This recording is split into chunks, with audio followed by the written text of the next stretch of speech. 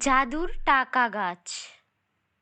এক গ্রামে বাস করত করিম ও তার বউ কমলা। তাদের সংসারে যেন অভাব অনটনের শেষ নেই। শহরের রাস্তায় ঝালমুড়ি বিক্রি করে করিম। সারাদিন করিম তার ঠেলাগাড়িটি নিয়ে শহরের এক দিক থেকে আরেক দিক ঘুরে বেড়ায়। তাতেও তার বেচা কেনা তেমন হয় না বললেই চলে। তবুও টেনে টুনে করিম ও কমলা কোনো রকমে সংসার চালায়। এদিকে পাশের বাড়ির রমলা ভাবিও কমলাকে ধারের টাকাগুলো পরিশোধ করার জন্য বলে দেয়। প্রতিদিনের মতো আজও করিম খালি হাতেই বাড়ি ফিরে যায়। না, আজও কিছু বিক্রি হলো না গো বউ। এরকম হলে কিভাবে চলবে বলো তো? ঘরে একটা দানা পানিও নেই, তার উপরে আবার মাথার উপরে এত ঋণের বোঝা। রমলা ভাবি তো আজই এসেছিল তার ধারের টাকাগুলো পরিশোধ করে নিতে। কালকে যদি টাকাগুলো দিতে না পারি তাহলে ঠিক একটা দফা রফা করেই ছাড়বে। হ্যাঁ, কিন্তু কি করব বলো, এদিকে দুটো চাল ডাল কেনার টাকাও নেই। এবার হতাশ হয়ে দুজনেই ঘুমোতে যায়। আর কমলা বলে ওঠে, জানো আমি মাঝে মধ্যে ভাবি আমাদের যদি একটা টাকার গাছ থাকতো তাহলে কতই না ভালো হতো বলো। হা হা হা, এমন স্বপ্ন তো আমিও দেখি বউ। সত্যি সত্যি যদি এমন হতো তাহলে তো আর কোনো চিন্তাই থাকতো না। গাছ লাগাতাম আর প্রতিদিন টাকা গুনতাম, কতই না ভালো হতো। হা হা হা হা। সৃষ্টিকর্তা কি আমাদের দিকে দেখবে না, নাকি এভাবেই আমরা একদিন না খেতে পেয়ে মরব? তুমি একদম চিন্তা করো না বউ, সৃষ্টিকর্তার উপর বিশ্বাস রাখো, দেখবে তিনি একটা না একটা ব্যবস্থা ঠিক করে দিয়েছে। এবার নাও দেখি, এত চিন্তা না করে ঘুমিয়ে পড়ো। তখন রাত 3টে কি 4টে। হঠাৎ কমলা তার স্বপ্নে দেখে, মা কমলা, আমি তোর উঠোনে এই চারা গাছটা পুঁতে দিলাম। এটা যেমন তেমন গাছ নয়, এটা হলো টাকার গাছ। এই গাছে এক বালতি পানি ঢাললে এটি একটি বড় গাছে পরিণত হবে। এর ডালে ডালে ফলবে শুধু টাকা আর টাকা। তবে হ্যাঁ, একটা কথা মনে রাখিস লো, এই গাছ নিয়ে গিয়ে নিজের উঠানে লাগাই, তবে সে চিরদিনের জন্য অন্ধ হয়ে যাবে। এ কি দেখছি আমি? এ তো সত্যিকারের একটা উঠানে চারা গাছ। আমি তো নিজের চোখকে বিশ্বাস করতে পারছি না। কই গো, শোনো গো, এদিকে এসো।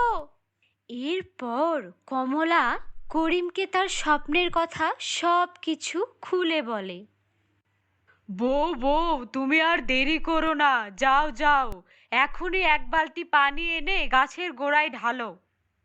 আমাদের সুখের দিন আসতে আর বেশি দেরি নেই বউ। তৎক্ষণাৎ কমলা গিয়ে এক বালতি পানি আনে আর গাছের গোড়ায় ঢালতেই গাছটি একটি প্রকট আকার ধারণ করে। এ কি আমি স্বপ্ন দেখছি না তো? এ তো দেখি টাকার গাছ। হ্যাঁ বউ হ্যাঁ, এ কোনো স্বপ্ন নয়। এ দেখো দেখো, টাকা কেমন গড়িয়ে গড়িয়ে পড়ছে।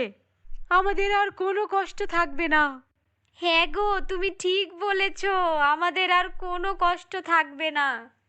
এ তো টাকার বৃষ্টি পড়ছে গো, টাকার বৃষ্টি। স্বপ্ন যে এভাবে সত্যি হয়ে যায় এ আমি ভাবতেও পারিনি। হ্যাঁ, এই এই টাকাগুলো কুড়িয়ে তাড়াতাড়ি ঘরে যাই, চলো। বলছি কি মহারানী, তাড়াতাড়ি ঘর থেকে বের হও দেখি। আজ হয় আমার টাকাগুলো দেবে, না হয় একটা হেস্তনেস্ত করেই ছাড়বো। হ্যাঁ, এই বলে দিলাম। রমলা ভাবি যে, এসো এসো বসো। আমি বসতে আসিনি, আমি আমার পাওনা টাকাগুলো সব নিতে এসেছি। এই নাও ভাবি, তোমার সব টাকা নিয়ে যাও। আহা, কি বলছো, পুরো টাকা দিয়েছো? হ্যাঁ গো ভাবি, একদম সুদ সমেত। কই গো বউ, বাজারের ব্যাগটা দাও দেখি, ভালো মন্দ কিছু বাজার করে আনি। হ্যাঁ গো হ্যাঁ, দাঁড়াও দাঁড়াও, দিচ্ছি। আস্তে আস্তে কামাল ও কমলা তাদের সকল শখগুলো পূরণ করতে থাকে। এমনকি তারা একটি বড় বাড়ির পাশাপাশি একটা গাড়িও কিনে ফেলে। গ্রামে তাদের এই কৃতিত্বের কথা ছড়িয়ে পড়ে। এমনকি তারা প্রতি সপ্তাহে গ্রামের যত গরিব দুঃখী মানুষ আছে সবাইকে কিছু না কিছু দিয়ে সাহায্য করে। তাদের কাছ থেকে কেউ খালি হাতে ফেরে না। এভাবে তাদের দিন ভালোই কাটছিল। কিন্তু হঠাৎ একদিন, না না, আমাকে জানতেই হবে কমলার এত পরিবর্তন কিভাবে হলো। কিছুদিন আগে আমার ধারের টাকায় মেটাতে পারছিল না, আর এখন দেখি পুরো গ্রাম শুদ্ধ মানুষকে খাওয়াচ্ছে, পড়াচ্ছে। না, আমাকে জানতেই হবে। এভাবে আড়াল থেকে লুকিয়ে লুকিয়ে রমলা দেখে তাদের মস্ত বড় এই টাকার গাছ। ওমা ওমা, এ দেখি টাকার গাছ। না, এই টাকার গাছ আমাকে যেভাবেই হোক হাতিয়ে নিতেই হবে। তারাও, তোমাদের বড়লোক হওয়া আমি বের করছি। এই বলেই করিম ও কমলা ঘরে চলে গেলেই রমলা চারা গাছটি নিয়ে চলে যায়। আর চারা গাছটি এনে তার উঠানে লাগানোর সাথে সাথেই, ওমা ওমা, এ কি হলো? আমি যে চোখে কিছু দেখতে পারছি না। হায় হায় হায়, আমার এ কি হলো? আমাকে বাঁচাও সৃষ্টিকর্তা। বুঝেছি, এ সবই ওই টাকার গাছের জন্য। তার চিৎকার চেঁচামেচিতে গ্রামের সব লোকজন এক জায়গায় হয়। হায় হায় হায়, আমার এ কি সর্বনাশ হলো! সেখানে করিম ও কমলাও ছুটে আসে। এ কি ভাবি, এ তো দেখি আমাদের চারা গাছ। তুমি এটা কোথায় পেলে? আর বলো না, আমি লোভের যন্ত্রণায় তোমাদের এই টাকার গাছটা চুরি করে এনেছিলাম, আর সৃষ্টিকর্তা আমাকে তার ফলস্বরূপ অন্ধ বানিয়ে দিয়েছে। আমাকে মাফ করে দাও, আমি আর কোনোদিন লোভ করব না। কিন্তু আমরা তোমাকে মাফ করে দিলেও এটা তোমার কর্মেরই ফল। তোমাকে সারা জীবন এই ফল ভোগ করতে হবে। আজ তুমি যদি লোভ না করতে, তাহলে অন্তত তুমি হয়তো এই পৃথিবীটা দেখতে পারতে।